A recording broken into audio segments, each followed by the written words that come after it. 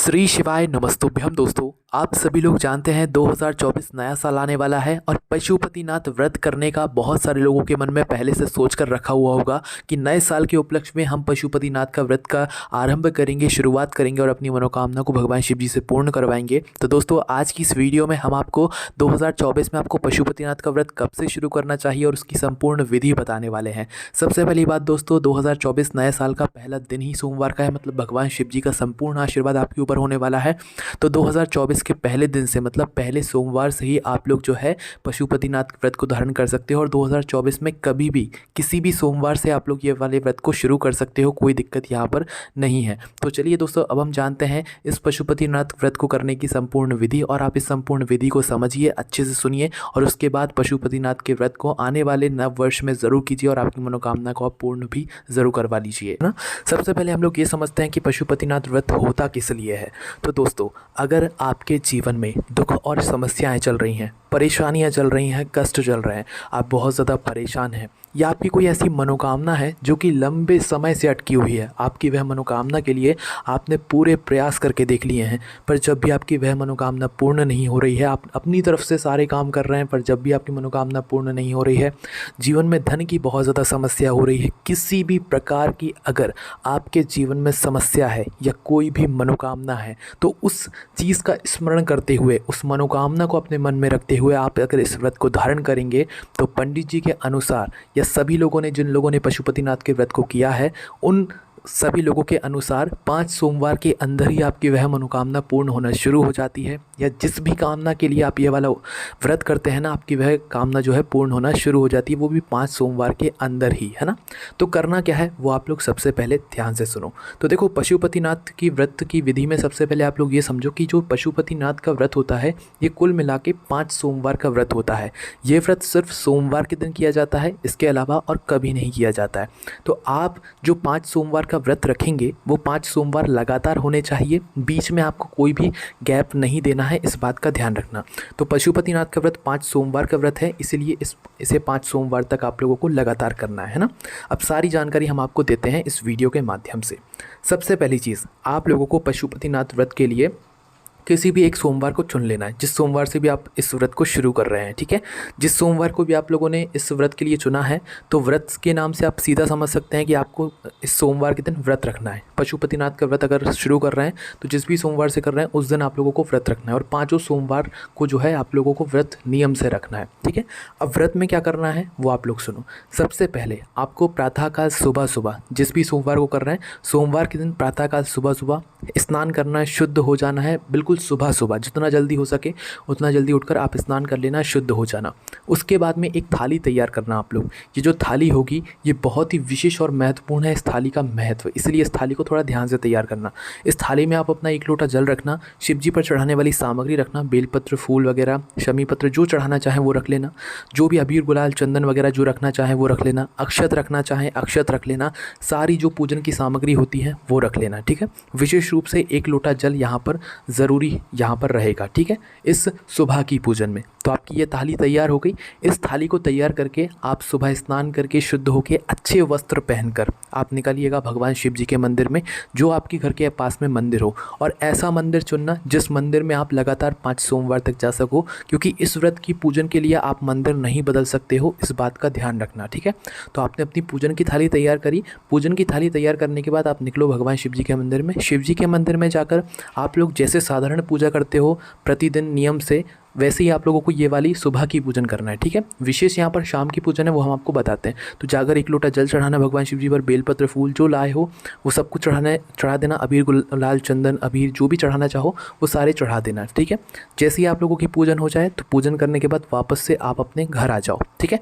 घर आने के बाद इस थाली को ध्यान से रखना, जो थाली आपने सुबह तैयार की है पूजन के लिए, वही थाली आपको शाम को भी मतलब वैसी की वैसी रखी रहने देना। इस थाली को धोना नहीं है इस सोमवार के दिन, ठीक है। और यही थाली आपको 5 सोमवार तक प्रयोग करनी है। तो शाम को जो है यही थाली लेना है, इसको थाली को धोना नहीं है सुबह, है ना। तो उसके बाद में क्या करना है, आप सुबह के समय फलाहार कर लें, मीठा कुछ खा लें, जो भी मीठे में फलाहार में चलता है वो कर लें, या फलाहार खा लें सुबह के समय। मतलब एक टाइम यहाँ पर आप फलाहार कर सकते हैं, कोई दिक्कत वाली बात नहीं है, ठीक है। एक टाइम आपका फलाहार हो गया। अब आ जाती है सीधा शाम की बात, रात की बात, क्योंकि जो आगे की विधि है वो शाम के समय या रात के समय ही होना है। तो अब आपको शाम के समय या प्रदोष काल में क्या करना है, वही अपनी पूजन की थाली वापस से तैयार करना है। जो आप सुबह लेकर गए थे उसको धोना नहीं है, उस पूजन की थाली के अंदर वापस से थोड़ा सा जल रखना, बेलपत्र फूल जो शिव जी पर चढ़ाने के लिए है वो रखना, और जो भी पूजन सामग्री है वो रख लेना। इस थाली में अब 2 विशेष चीज़ें यहाँ पर जुड़ जाएंगी, जो कि है सबसे पहले आटे के दीपक और दूसरा प्रसाद, है ना। जो आटे के दीपक आप लोग लेंगे, अपने घर में ही आप लोग आटे के दीपक बनाएंगे। ये दीपक सिर्फ आटे के ही होने चाहिए, इस बात का ध्यान रखना। कितने दीपक लेने हैं, पूरे 6 दीपक लेने हैं। अपने घर से तैयार करना 6 आटे के दीपक, उनके अंदर गोल बाती रखना और शुद्ध देसी गाय का घी डाल लेना, ठीक है। इस तरीके से ये 6 दीपक आप लोग तैयार करके रख लेना। जैसे ये 6 दीपक तैयार होते हैं, अपनी प्लेट के अंदर, थाली के अंदर, पूजन की थाली के अंदर रख लेना। उसके बाद में प्रसाद की बात आती है। तो प्रसाद आप लोगों को कोई मीठा बनाना है, अपने घर में ही बनाना है, बाहर का प्रसाद उपयोग नहीं करना है। जैसे कि मीठा जो हलवा होता है, रवे का हलवा होता है या जो आटे का हलवा होता है, वो सारी चीज़ें जो भी मीठे में आप अपने घर पर बना सकते हो, वो चीज़ें आप लोगों को यहाँ पर इस्तेमाल करनी है प्रसाद के लिए, ठीक है। अपने घर से पूरा एकदम जितना भी आप प्रसाद बना रहे हैं वो पूरा प्रसाद एक साथ तैयार करके आपको लेकर जाना है, ठीक है। और जो प्रसाद आपने पूजन के लिए बनाया पशुपतिनाथ व्रत की, उस प्रसाद को आपको किसी और को नहीं देना है और ना ही खिलाना है। अगर कोई और भी व्रत कर रहा है आपके साथ में, तो उसको भी अपना प्रसाद अलग से बनाना है, वो भी जिस पात्र में आपने बनाया उस पात्र को धोने के बाद में, ठीक है। उसी पात्र में, बिना धुले हुए पात्र में वो दूसरा प्रसाद ना बनाए, इस बात का आप लोग ध्यान रखना, ठीक है। और वो प्रसाद सिर्फ आपको ही ग्रहण करना है, घर के किसी और सदस्य को नहीं देना है। तो प्रसाद आपका तैयार हुआ, अपनी पूजन की थाली के अंदर रख लीजिए और शाम के समय भी अच्छे शुद्ध होकर, मतलब हाथ मुँह धोकर जो है शिव जी के मंदिर पहुंच जाइए। शिव जी के मंदिर पहुंचकर जाते से शिव जी पर आप चाहो तो, क्योंकि शाम के समय जल तो नहीं चढ़ाया जाता है, तो थोड़ा बहुत जल आप छिड़क सकते हो, ठीक है। सिर्फ छिड़कना है, चढ़ाना नहीं है। शाम के समय भी आप बेलपत्र फूल जो चढ़ाना चाहो वो चढ़ा दो। जैसे ही आपकी पूजन हो जाए, शिव जी के पास में बैठो। पास में बैठने के बाद अपनी थाली में से जो 6 दीपक आप लेकर गए हो, वो 6 दीपक शिव जी के सामने रखो, ठीक है। लाइन से जमा कर रख दो, 6 पूरे बाहर निकाल कर रख दो। 6 दीपक में से 5 दीपक आप लोग अपनी माचिस से जला दो। कुछ आरती नहीं करना है, मात्र वहीं के वहीं लाइन से जो आपने रखे 6 में से सिर्फ 5 दीपक जला दो। आखिरी वाला दीपक बचा लेना। बचाने के बाद आपको क्या करना है कि जो आप भोग लेकर गए हो, ठीक है, तो भोग जो आप लेकर गए हो ना, उस भोग के आप 3 हिस्से कर लेना। कुछ कागज़ का टुकड़ा है, कुछ पात्र लेकर जाना, या दोनों लेकर जाना। 3 दोने अलग से लेकर जाना, 3 पात्र लेकर जाना, या कागज़ के 3 टुकड़े लेकर जाना। उनमें 3 भाग कर देना आपकी पूरे प्रसाद का, बराबर बराबर मात्रा में। तो 2 भाग प्रसाद के आप लोग शिव जी के सामने रख देना। एक जो बचा हुआ भाग है, पहले तीनों सामने रखना, पर उसमें से एक बचा हुआ भाग अपनी थाली में वापस रख लेना। उसी तरीके से जो 6 दीपक हैं, 6 दीपक में से 5 दीपक आपने जलाए, जो एक दीपक नीचे रखा हुआ है उसे भी वापस से अपनी थाली में उठाकर रख लो। आप चाहो तो पहले प्रसाद के भाग करके शिव जी को चढ़ा सकते हो, उसके बाद में आप लोग यहाँ पर दीपक जला सकते हो। जो बचा हुआ प्रसाद का भाग है वो वापस से अपनी थाली में रख लो। जो दीपक का भाग है एक बचा हुआ, वो भी वापस से अपनी थाली में रख लो। पूजन हो जाए, भगवान से प्रार्थना करके पशुपतिनाथ के व्रत के नाम से ये प्रसाद चढ़ाना और दीपक जलाना और अपनी मनोकामना बोल देना, ठीक है। उसके बाद में ये सभी काम हो जाए तो सीधा भगवान शिव जी के मंदिर से उठकर धूप देकर अपने घर की तरफ आप लोग आ जाओ, है ना। अपने घर के मुख्य दरवाजे पर जैसे ही पहुँचो तो रुक जाना, और रुकने के बाद बाहर की तरफ से खड़े होकर देखना। आप अपने घर, मतलब घर की साइड मुँह करके खड़े हुए हो, तो उस समय आपका सीधा हाथ कौन सा है, उस सीधे हाथ की हथेली के देखना, या उस सीधे हाथ की चौखट को देखना। उस चौखट पे बैठ जाना थोड़ा, और बैठने के बाद जो आपका एक बचा हुआ दीपक आप मंदिर से उठाकर वापस से बचा कर लाए हैं, उस दीपक को अपने मुख्य द्वार की चौखट पर रखना। चौखट पर रखने के बाद उस दीपक को वहीं पर माचिस से जला देना। जलाने के बाद भगवान से प्रार्थना करना, पशुपतिनाथ के व्रत के नाम से वो जो है यहाँ पर दीपक जलाना, अपनी मनोकामना उस समय भी एक बार बोल देना। वो दीपक सुरक्षित रखा होना चाहिए, कोई दीप मतलब उस दीपक को खा नहीं जाना चाहिए, क्योंकि वो आटे का दीपक रहेगा तो बाहर रखा रहेगा। तो आपको थोड़ा ध्यान रखना है, या तो उसे ईंट से किसी से ढक दो, पर वो मुख्य द्वार के राइट हैंड साइड पर ही होगा, आपके राइट हैंड साइड बाहर से देखने पर, है ना। वो दीपक सुरक्षित पूरा जल जाना चाहिए, इस बात का आपको ध्यान रखना है।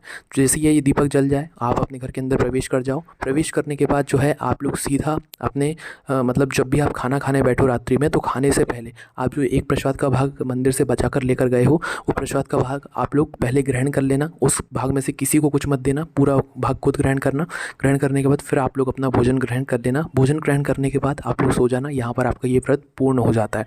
इस विधि से, इस साधारण विधि से, इस सिंपल विधि से अगर आप लोग ये पशुपतिनाथ का व्रत करते हैं तो आपकी मनोकामना ज़रूर पूर्ण होगी। और यही विधि आपको पूरे 5 सोमवार तक यहाँ पर दोहराना है, ठीक है। उसके बाद में दोस्तों, जैसे ही आपके ये व्रत पूरे होते हैं तो आप लोगों को 5वें सोमवार के दिन, जब भी आपका 5वां सोमवार पड़े, तो उस 5वें सोमवार को को आपको इस पशुपतिनाथ व्रत का उद्यापन भी करना है। उद्यापन करने के लिए 5वें सोमवार को आपको कोई भी 108 सामग्री लेनी है जो कि शिव जी पर चढ़ती हों, लाइक जैसे कि चावल का दाना, बेलपत्र या कोई भी हरे मूंग के दाने, ठीक है, जो शिव जी पर चढ़ती हों। वो 108 सामग्री, 11 रुपये और एक नारियल ले जाकर भगवान शिव जी को समर्पित करना है। नारियल शिव जी के ऊपर नहीं रखना है, शिव जी के आसपास नीचे ज़मीन पर कहीं पर भी आप लोग रख सकते हैं। उसके बाद प्रार्थना कर लेना है और सीधा अपने घर पर आ जाना है। उसके बाद आपका ये पशुपतिनाथ पूर्ण हो जाता है। बाकी दोस्तों इस उपाय को या इस पूरे व्रत को करने में आपको कोई भी दिक्कत, समस्या, परेशानी आती है तो आप हमसे कमेंट करके पूछ सकते हैं। ओम नमः शिवाय, जय भोले बाबा, श्री शिवाय, नमस्तुभ्यम।